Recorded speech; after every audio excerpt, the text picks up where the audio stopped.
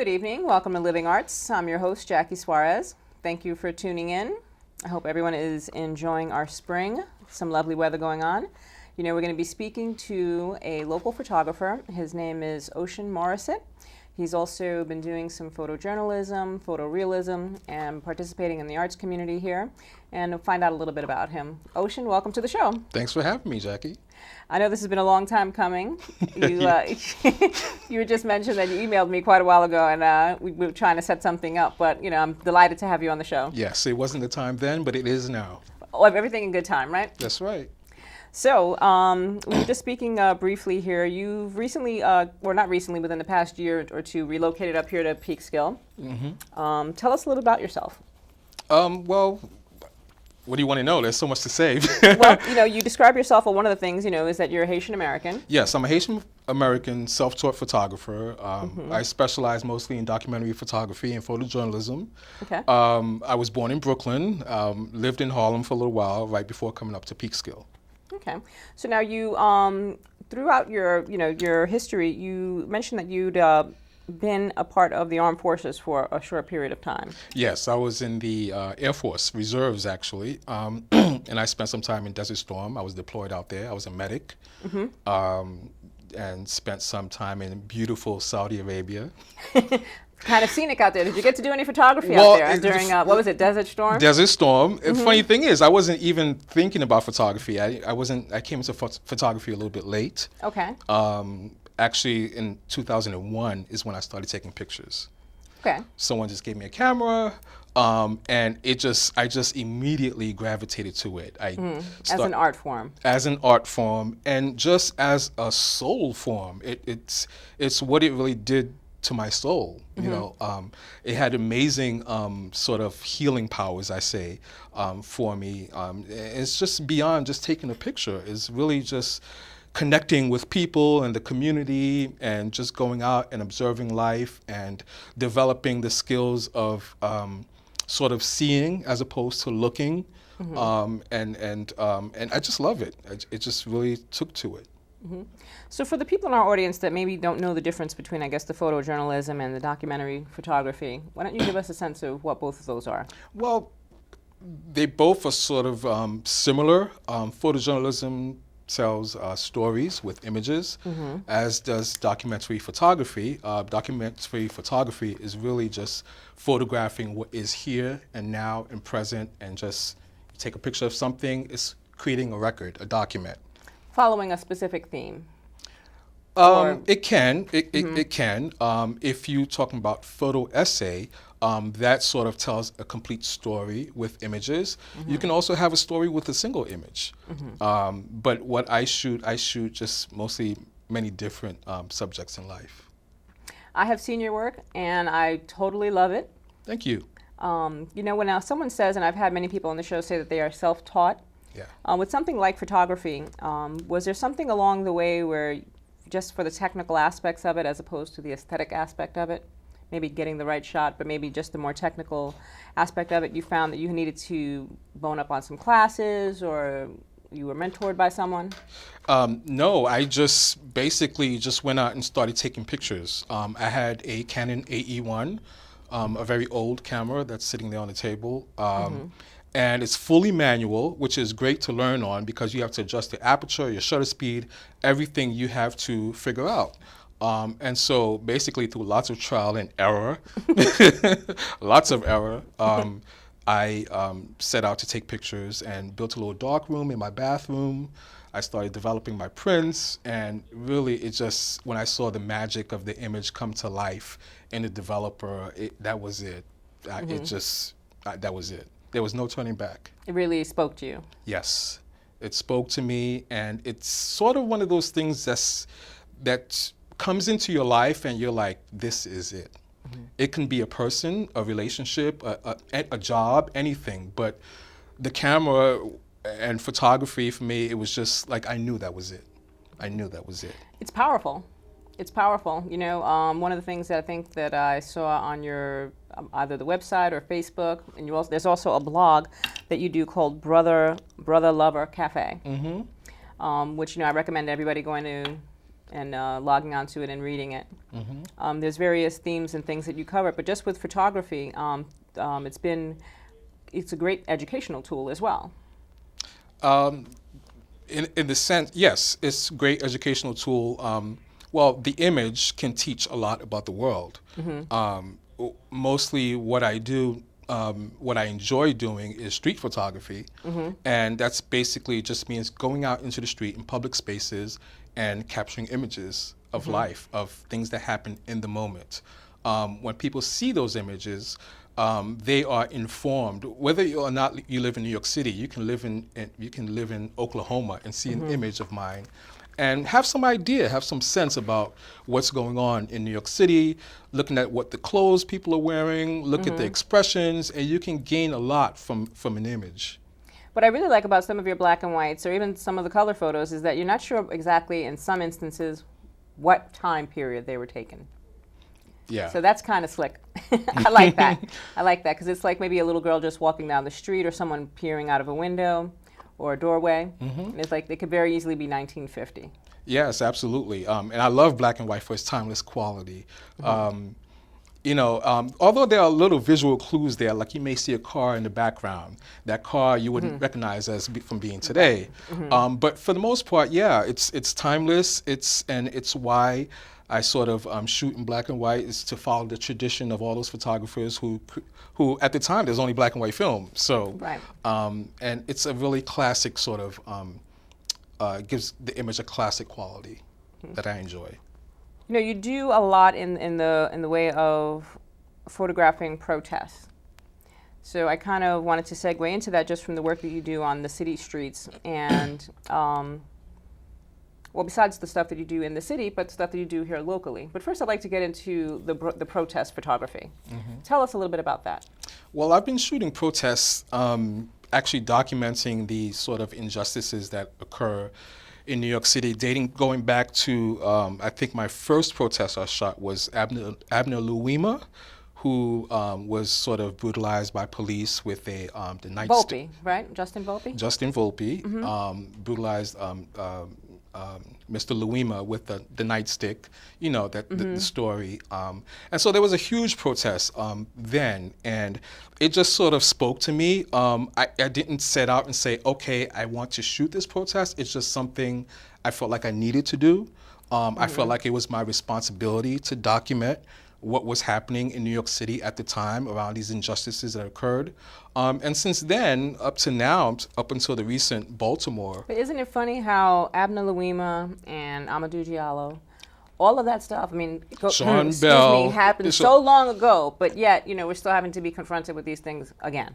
Yes, it's sad, really. It is. It's almost like history repeating itself, but no progress is being made. It feels like no progress, or very, very little progress. And we just get impatient with it. And so, with me, with my camera, I like to say my camera is my choice of weapon, in a sense. So I go out to these protests with that in mind, and I capture the images. I love the raw emotion at protests. People are usually passionate, and it's also a time where you see great unity. You don't see just people of color. You see people from every walk of life, every background, every ethnicity coming together under this one common cause. And to me, that's just beautiful.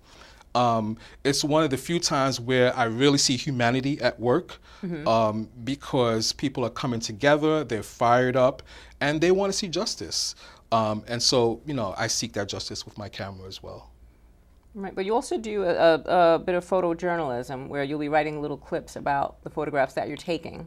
Yeah, I like to write captions for the sake of, sort of giving additional information or sort of my perspective about what's happening.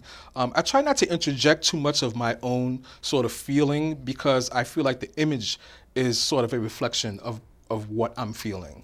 It's a self-portrait in a way. It's who I am. It's what I do. It's what I love. It's my passion. So it should speak for itself also. It should speak for itself, and I think any great image speaks for itself, can stand on its own, and people just get it. And it may not just be one thing. You have many opinions. People can look at one image and come up with 20 different perspectives or ideas about what this image is about. And I just love that. It's really... No, your work is absolutely profound. Now, have you shown in the city? Yes, I'm actually in an exhibition now at the Harlem State Building. It's actually around a similar theme. It's the Black Lives Matter sort of exhibition, where it's a group exhibition with about 12 other photographers, who all protest images from various protests. And the opening was actually last weekend. So I'm in that exhibition. I'll be in another one at Raw Space in Harlem coming up in a couple of weeks around a similar theme. This is happening now because obviously this is the hot topic. This is what's going on. The visuals sort of engage the community. And there's dialogue. We need to keep the momentum going around speaking about racism and race issues that people oftentimes are afraid to discuss. But sometimes through imagery, through art, through paintings, drawing, it tends to make it a more palatable to have a conversation about. Exactly. And I also noticed that Black Lives Matter is so much more of a national theme. With protests happening, I have a friend out in San Francisco, and there was protests in Oakland, just about the things that were happening in Baltimore. Yes. Have you had an opportunity to go to Baltimore or do any photography there? I did not, but in New York City, there were thousands of people just a couple of weeks ago in Union Square Park around the Freddie Gray shooting. And I photographed there. I figure, it's here, it's my city, so I photographed here. I have not gone to Baltimore yet. Maybe someday I will. But yeah, there's plenty to document around these issues here in the city. Right, it's kind of snowballed into a much larger issue. Just about, maybe they were mentioning, there was a New York Times article about absentee fathers and that not being the reason for it. And it's turned into a pretty intense dialogue, which I think is awesome. Yeah, as long as people are talking, that's a great starting point. But there's I don't want to hear all this nonsense that goes on, on Fox News or various, I don't want to single them out. But just a whole, turning it into maybe more than, yes, there is poverty, yes, there are a lot of single mothers. Let's keep it a little more simple than that, and just someone that was in police custody that was killed. I think if we keep that up front and keep that green, I think the conversation, and where to go from here is a little simpler than unraveling that big ball of, what to do with all the poor people in the world. Yeah, I mean, there are social issues that exist that we've been blind to, that people have turned their backs on, and now suddenly they want to use that as reasoning for what's going on. It's like, Let's deal with the issues when there isn't a murder or a shooting or injustice. Let's deal with these issues every day, create a sustainable movement, and not just pop up protest or react to these situations, but let's have a continued dialogue and let's be creative about it. Let's have workshops for youth. Let's have conversations with mothers. Let's have conversations with fathers. Talk about the family, the community, and build that way. And all of that is wonderful, but unfortunately, Mr. Gray's family, none of that is going to bring this gentleman back. Absolutely not. And that's the the shame of it. It really is. But hopefully we'll see justice in this case. We can only hope. Whatever that looks like. Yes. Now behind us we have your work. Why don't you tell us a little bit about this? Now this is the photorealism aspect of your work. Yes. Well, it started off as, this is sort of what I'm doing now currently. I'm still doing street photography, but I decided I wanted to do a little bit fine art. This started off as sort of a documentary image. Basically, it's an image of the Peekskill waterfront, the riverfront in winter. And through different digital manipulations and playing around with it, I came up with this final image, which I'm pleased with. And I printed it on velvet sort of textured paper, watercolor paper, giclée print. And it's really beautiful, I find. And just, outside of the frame, when you touch the surface, you feel the texture of it. And it sort of gives another layer of really awesomeness. No, I mean, hey, I like it too, and I think it's wonderful. The fact that it's velvet, because obviously there's glass over it, so I can't feel it. Right. But that was you took it to a whole nother level with that. Yeah. Not only can you see it, but you can touch it too. Yeah. Awesome. Yeah, and so I'm doing a lot of these images in Peekskill. Also, I don't only shoot in New York City, but I love shooting at Peekskill. Peekskill is sort of a whole different vibe for me. It's a whole new exploration because there's so much beauty and nature. I'm not known for taking pretty pictures because a lot of the pictures I take in New York City are gritty or sort of urban realism and things like that. But in Peekskill, I get to sort of experience the nature and the beauty, and thus my desire to create fine art from it. Right. I've seen sunsets that I was telling you a little earlier before the show started that mind-blowing, yeah. I've never been able to see in New York City in this way. I can literally walk to the Peekskill riverfront and stand there and have the sunset in all its splendor just for me. Sometimes I'm the only one out there. It's amazing. Right. You know, I've always had the pleasure of living close to the water, so I've kind of had that feeling of being close to the Hudson. But there is something very powerful about it. Absolutely. There's an energy. There's a peace. There's a beauty. It's soul food, really, for me. It's life. It's life. It's so many things, and I cannot take it for granted, and I don't. And every opportunity I get, just this morning, it was overcast, foggy, gray. You know, and a lot of people would be depressed by that, but I found it so serene and so, it was just, there was so much beauty in the solitude of it.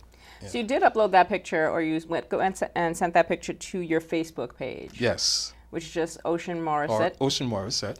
Right. So, which is different than, I guess, the website that you have. Yes, that's oceanmorisset.com.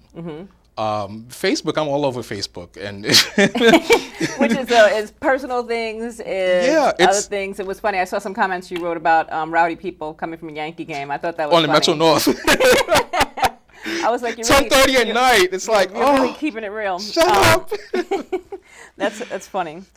So as far as your work in Peekskill, you have, of course, the Facebook page that you're very active on.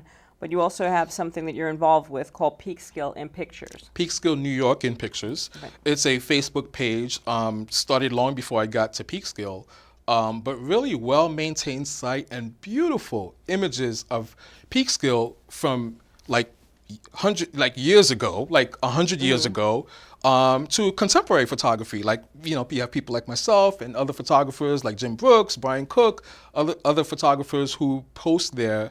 And just, you know, you get to a sense to enjoy it. It's a really nice community page because people who have left Peekskill can now also see their hometown, whether they're living in Florida or they're living in Alaska. They can see images and still feel that connection to Peekskill, to their home. And see some awesome photography that's familiar to them. That's familiar and maybe not so familiar. You know, what I enjoy is when I take pictures of Peekskill and I post them, a lot of people who've been here all their lives say, wow, I've never seen Peekskill in that way. Wow, you know, you really captured, you know, and I think that's the benefit of sort of being an outsider coming in. I come with fresh eyes. So it's like the typical New Yorker who might have lived in New York all their lives but never gone to the Empire State Building. Right, or the Statue of Liberty. Right, exactly. You know, so yeah, I really love that because one thing I realized about Peekskillians is that they're very passionate about Peekskill, about their hometown. And they just love to see images. So it's a great community page, Peekskill New York in Pictures, and I post there frequently. You know, besides the Peekskill New York in Pictures, you've recently shown at a local wine bar or wine store, wine cellar, Dylan's, which is a great place here. And tell us a little bit about your collection there. Yeah, well, the exhibition is called Peekskill Through My Eyes. The opening was 2 weeks ago, and Steve Zwick, the owner there, was gracious enough. He asked me to exhibit work there. It's a beautiful, beautiful store in a building that's the Standard Hotel, right? The Standard Hotel was built like in the 1600s. In fact, the date of the opening was the anniversary, was like the 100-year anniversary or something of the Standard Hotel. And, you know, great. Peekskill neighbors came out, friends. I got an opportunity to meet people I just see on Facebook. So it was a great sort of exhibition, and it's all images in Peekskill that I've taken basically through my eyes. That's awesome. And, you know, just when you capture something like that and you are able to bring it to someone, maybe that, you know, is something that someone has seen already locally, but you're able to kind of manipulate it and just have a moment where you can actually look at it, because you see beautiful things all the time as you Yes. just the sun, streaming through the leaves and things like that. But it's so nice to be able to just sit back and take a look at some of your work. Yeah, the viewer is able to sort of take in the image, sort of pause, because we do see beauty all over, but Right, sometimes in the we're always day-to-day life, moving, right. we're taking a train, we're running here, running to the supermarket, but in this case, at the exhibition, the viewer is able to take the image in for their own self-reflection.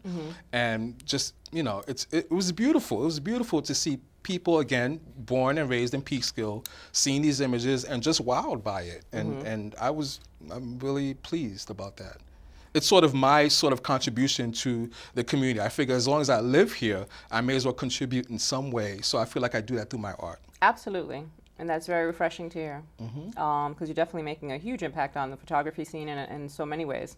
Now, we have something in locally that we call Open Studios that happens in a lot of other cities in the area, where all the artists kind of open their studios and you get to see works in progress and various things that are for sale at discounted prices. Yes. And you will be participating in Open Studios, which runs June 6th and 7th, Saturday and Sunday, 6th and 7th, 12 to 5. 12 to 5. Rain Throughout the or ci- shine, and it's all free. Right, throughout the city of Peekskill.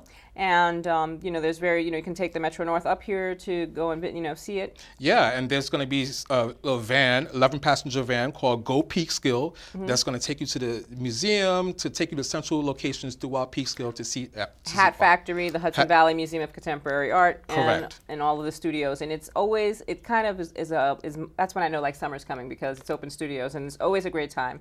But tell me how you're going to be participating. Well, I'll be taking part in the Truck Stop Gallery, which is very cool because, there's 5 of us artists, Renee Moskowitz, Marcelino Pagan, Gregory Morrill, myself, and Michael Winzig will be showing work at the Truck Stop Gallery, where we are renting U-Hauls essentially and turning them into galleries and showing our art inside of them. And I think that's a really kind of innovative, kind of fun way of showing art. It's mobile. Nobody drive off with the U-Haul, Right. though. No overhead. No, and it's no great. overhead, and it's great. We're centrally located steps away from the gazebo. How cool is that? Right downtown Peekskill. So we'll be there, and as well as other artists. There are other venues. WCC will have a group show. There's going to be a sneak peek at the Paramount on Friday evening. Right, it's the kickoff party. That's Don't the miss that. kickoff party. It's going to be poetry, art, wine, music.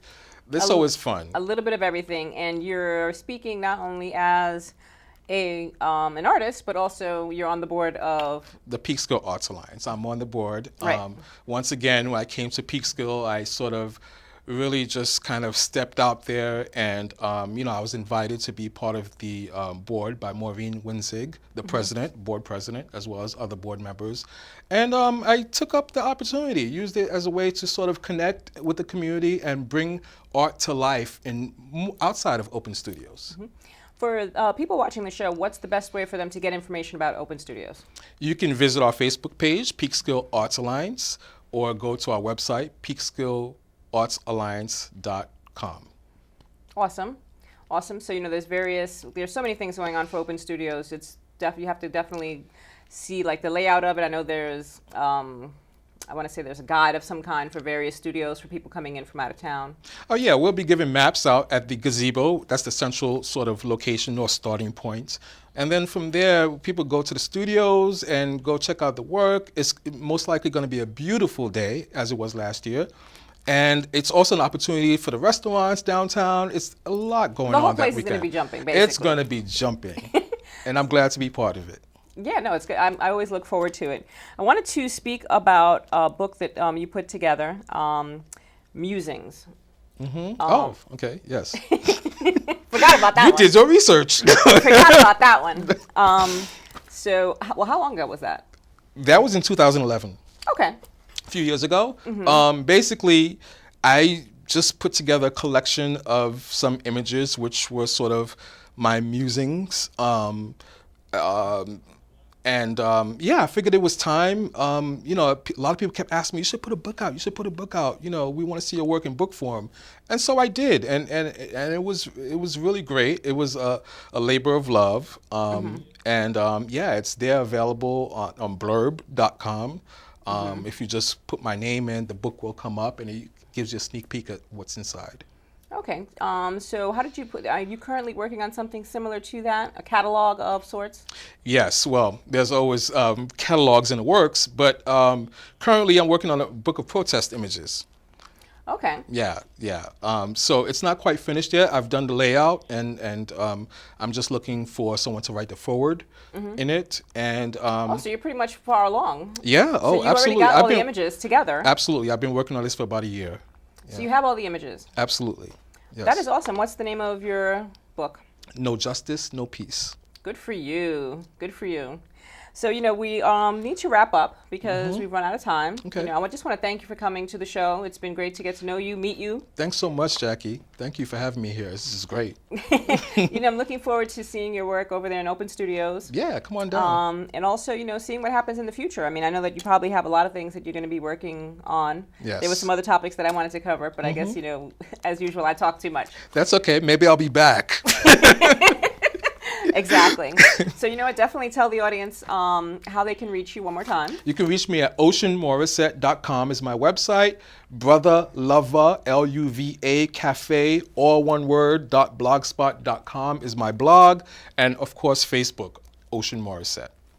Right. Terrific. For our Living Arts audience, I want to thank you for tuning in. I hope you enjoyed this. Wonderful photography. Definitely go visit the website, visit the Facebook page, and definitely come to Open Studios. It's that time of year again.